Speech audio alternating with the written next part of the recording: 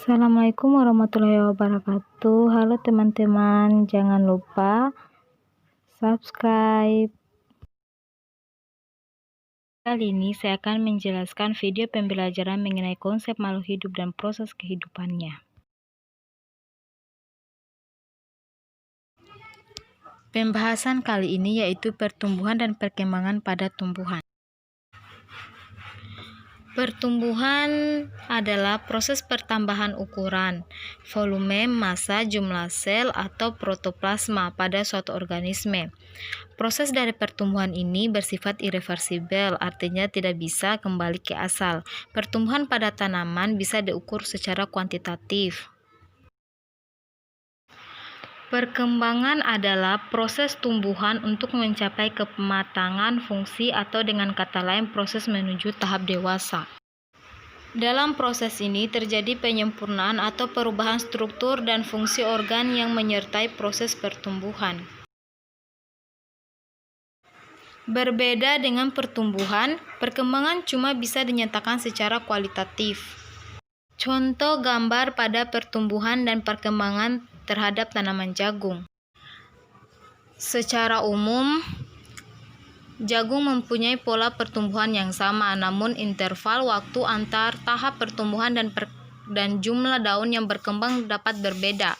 Pertumbuhan jagung dapat dikelompokkan ke dalam 3 tahap, yaitu yang pertama fase perkecambahan. Saat proses imbibisi, air yang ditandai dengan pembekakan biji sampai dengan sebelum munculnya daun pertama.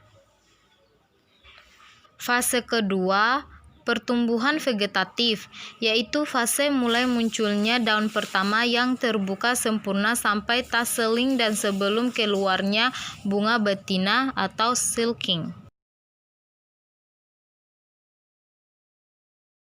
Fase ini diidentifikasi dengan jumlah daun yang terbentuk. Dan ketiga, fase reproduktif, yaitu fase pertumbuhan setelah silking sampai masak fisiologis. Yang kedua, organ tumbuhan. Organ adalah kumpulan jaringan yang secara bersama-sama melakukan tugas tertentu. Organ tumbuhan terdiri dari akar, batang, daun, bunga, dan buah. Jenis-jenis akar tanaman terdiri dari 5. Yang pertama, akar napas, yaitu pohon pandan, bakau, pohon kayu api. Akar tunggang, yaitu pohon jeruk, jambu, asam, jati, mangga.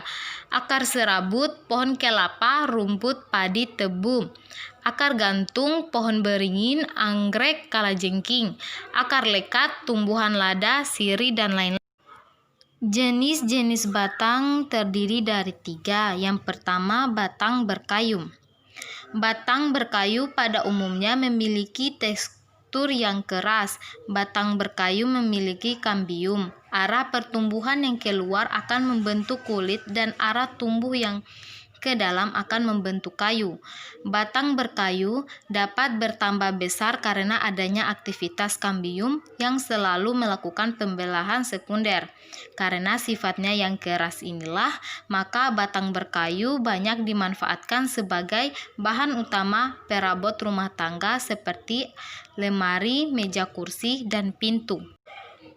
Contoh dari tumbuhan berbatang kayu adalah pohon jati, pohon nangka, pohon jambu, pohon mahoni, pohon albazia, dan pohon trembesi. Yang kedua, batang basah. Batang basah memiliki ciri utama lunak, berair, dan pendek. Karena sifatnya yang lunak, maka batangnya tidak keras dan mudah dipotong.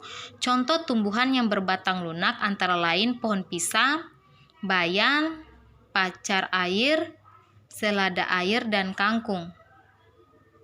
Yang ketiga, batang rumput. Batang rumput tidak berkayu, memiliki ruas-ruas yang nyata dan berongga, serta umumnya pendek. Contoh tumbuhan yang memiliki batang rumput adalah rumput, padi, jagung, tebu, dan gelagah. Gambar bagian bunga. Bunga terdiri dari mahkota, kepala sari, benang sari, kepala putik, tangkai putik, kelopak, dasar bunga, bakal biji, tangkai bunga. Bagian-bagian buah yang pertama, lapisan luar atau disebut exocarp. Lapisan luar disebut juga kulit buah. Lapisan paling luar untuk melindungi buah. Lapis yang kedua, lapisan tengah atau mesokarp. Lapisan tengah disebut daging buah, bagian buah yang dapat dimakan. Yang ketiga, lapisan dalam atau endokarp. Lapisan dalam yang merupakan lapisan paling dalam yang mengelilingi biji, bagian tumbuhan yang berada di dalam buah. Demikian video singkat dari saya tentang penjelasan pertumbuhan dan perkembangan pada tumbuhan. Dan saya ucapkan sekian dan terima kasih. Semoga yang menonton video ini dapat menambah wawasannya.